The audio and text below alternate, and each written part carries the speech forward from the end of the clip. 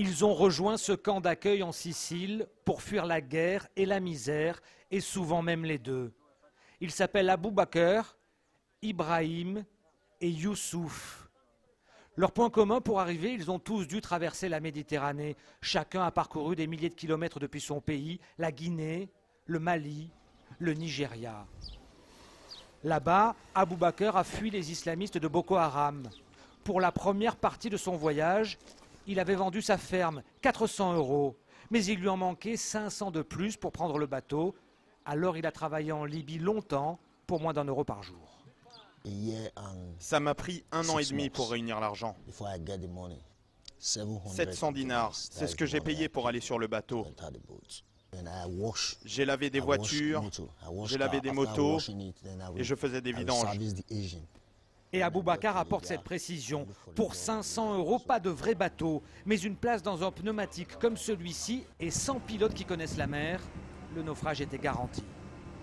Les boudins du bateau étaient presque vides. Et nous, on priait, on priait. On n'avait même pas de téléphone pour appeler au secours. Si n'importe qui me dit qu'il veut venir en Europe en traversant la Méditerranée, je lui dirais de ne pas le faire. Parce que moi, j'ai failli mourir. Youssouf aussi est venu chercher un avenir meilleur, mais il a découvert avant sur la plage les trafiquants libyens et leurs passeurs sans foi ni loi. Soit tu montes sur le bateau, soit on tire. Bon, il y a une personne qui a blessé parce qu'il a refusé de monter sur le bateau. Ils ont tiré sur les jambes. Bon, il dit que la deuxième fois, s'il n'est pas monté, on va tirer sur la tête.